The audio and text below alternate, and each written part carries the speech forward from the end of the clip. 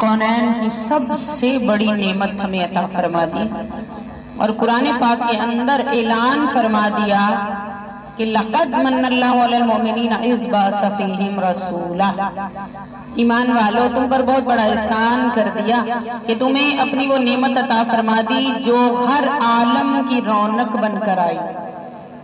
कायनात अर्ज़ी समावी में जितने भी आलम आए, 18,000 आलम आए, हजूर सबकी रौनक, सबकी रहमत बनकर आए। इसलिए उम्मती का हक बनता है कि जब हजूर के जिक्र में आए तो मोहब्बत और प्रीत से आए। चेहरों से भी पता चलना चाहिए कि मोहब्बत से हजूर की बात सुन रहे हैं, ये आका का हक है।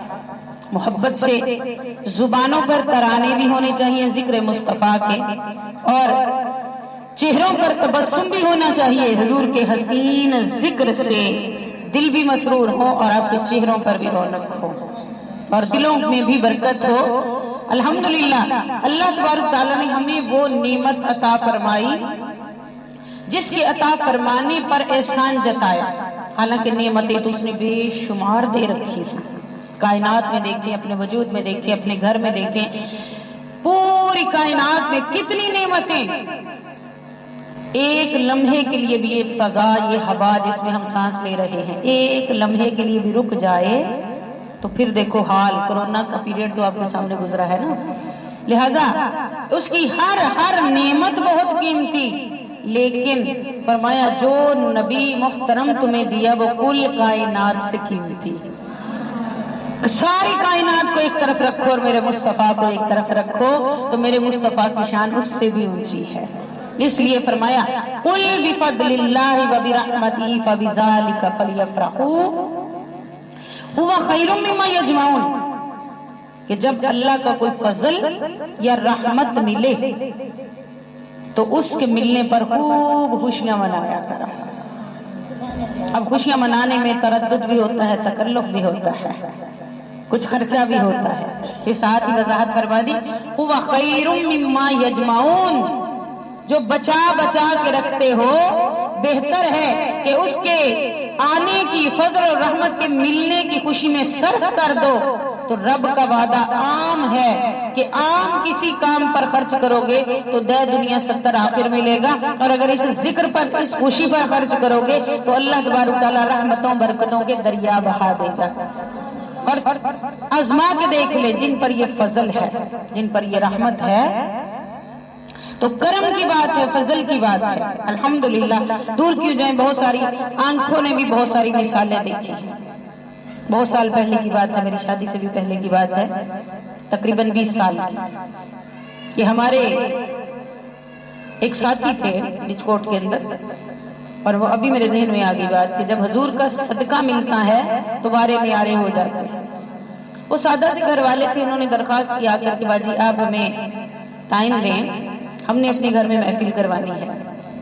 तो मैंने कहा कि आप सादा से लोग हैं तो आप हमारी महफिल में शिरकत कर लें, आपकी हाजिरी हो जाएगी। उन्होंने कहा नहीं, हमें आपको घर बुलाने का शौक है। तो मैंने हजूर अकरम सल्लल्लाहु अलैहि वसल्लम की सुन्नत समझकर उनकी दावत कबूल की और मैं उनके घर में गई। तो उन्होंने जब पहली महफिल की, स्टार्ट मैंने ही किया, पहली महफिल की तो उन्होंने एक देगचे में चावल बनाए, जो घर के अंदर अरेंज होता है, एक देगचे में चावल बनाए और चावल बनाकर इतने की कुछ 10-15 औरतें आई, उनको खिला दी और बड़े खुश थे कि हमारे घर में ये महफिल पाक हुई है। तो कुर्बान जाए, मजा भी बड़ा आया, उनकी मोहब्बत बहुत थी, उनका इश्क और जज्बा बहुत था।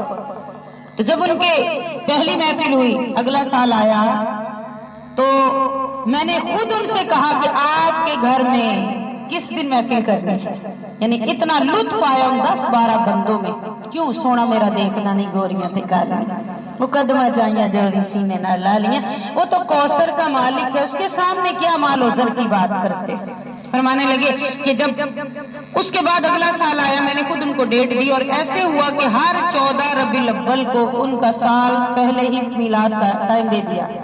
हर 14 रबीउल अव्वल के घर महफिल अभी तक जारी है। यानी जितने साल में उधर रही میں نے وہاں ان کی طرف محفل کی، اور یقین کریں کہ ہر سال، پہلے سال ایک دیگچا تھا، اگلا سال آیا تو کہنے لگی باجی ہم نے ایک پوری دیگ بنائی ہے لنگر، خواتین زیادہ ہو گئی۔ اگلا سال آیا، اس سال کا جو میں نے ان کے تقریباً 8-10 پروگرام کیے، شادی سے پہلے کی بات ہے، تو 8-10 پروگرامز میں 10ویں پروگرام تک وہ کہ مجھے انہوں نے بتایا جو 10واں پروگرام تھا تو میرا بھی ادھر آخری تھا، اس کے بعد ہمارے مدرسے کی طالبات اساتذہ جاتے رہے، اب تک سلسلہ جاری ہے، اور وہی تاریخ ہے جو اس وقت کی ڈیٹ فکس کی ہوئی ہے، 14 تاریخ ہی ان کی منتخب ہے۔ تب جب آخری کیا انہوں نے کہا باجی اب ہماری 7 دیگیں بنی ہیں، گھر بھی بڑا ہو گیا، رقبہ بھی وسیع ہو گیا، اور اب جب میں نے پتا کیا، میں اکثر ٹو میں رہتی ہوں اور جستجو میں رہتی ہوں کہ میں پوچھوں ان سے، اب جب میں نے پتا کیا تو انہوں نے کہا ہم نے گھر بھی بہت بڑا بنا لیا ہے، اور اب ہماری 12 دیگیں 12 ربیع الاول کے میلاد میں بنتی ہیں۔ یہ حضور کے ذکر کی برکتیں ہیں، اور ہمیں ادھر ادھر سے بھی مثالیں ملتی ہیں۔ اب ایک مثال ہماری بہن رضیہ بھی بتائیں۔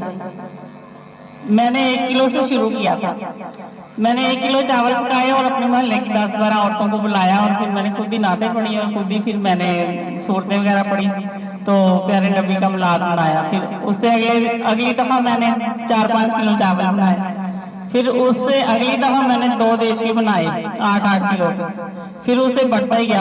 اب میں اپنے آدھے سے کم رشتے دار بلاتی ہوں، میں کسی کو بلاتی نہیں ہوں کیونکہ جگہ کم پڑ جاتی ہے لیکن انشاءاللہ بناؤں گی، سب کچھ دور دور رہتے ہیں نا اب زیادہ۔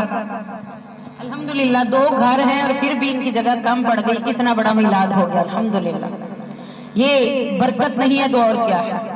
اور آپ سب ساتھی، اگلی جو بات کرنے لگی ہوں، میرے سب بزم کے سارے ساتھی اس بات کی گواہی دیں گے، کیونکہ ہمارا تعلق ہی TNT کے ساتھ ہے، میں بھی TNT والی، میرے سارے ساتھی بھی TNT والے الحمدللہ۔ اب یہ گواہی دیں گے کہ پہلے سال ہمارا جو شب ولادت کا پروگرام، جشن شب ولادت ہوتا ہے، پہلا سال ہمارے کم خواتین تھی، ایک گھر میں انتظام تھا، کم خواتین تھی، اس کے بعد زیادہ بڑھ گئی، اس کے بعد زیادہ بڑھ گئی۔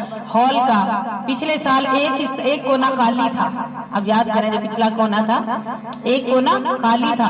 اس دفعہ الحمدللہ محترمہ مسز زبیدہ صاحبہ کے ہال میں، جس کا نام ہی میلاد ہال اور زبیدہ ہال رکھ دیا گیا ہے، یہ اس ہال کی بھی برکت ہو گئی ہے کہ وہ پہلے بے نام تھا، وہ بے نام تھا جی، اور اب اس کو نام مل گیا، اور نام بھی کتنا محترم مل گیا، میلاد ہال مل گیا۔ تو وہ زبیدہ ہال جنہوں نے شرکت کی، انہوں نے دیکھا وہ سارا بھرا ہوا تھا۔ یہ برکت نہیں ہے تو اور کیا، ہمارے تو سامنے مثالیں ہیں، میری زندگی میں اس طرح کی کتنی۔ جی ماشاءاللہ بہت نئے ساتھی تشریف لائے، اور ایک محترمہ شاید ادھر بیٹھی ہوں گی، انہوں نے مجھے کہا کہ آپ کا پروگرام سننے کا بڑا ذوق تھا، ہم نے سنا تھا آپ کے بارے میں، تو بڑا شوق تھا کہ آپ کے پروگرام میں شرکت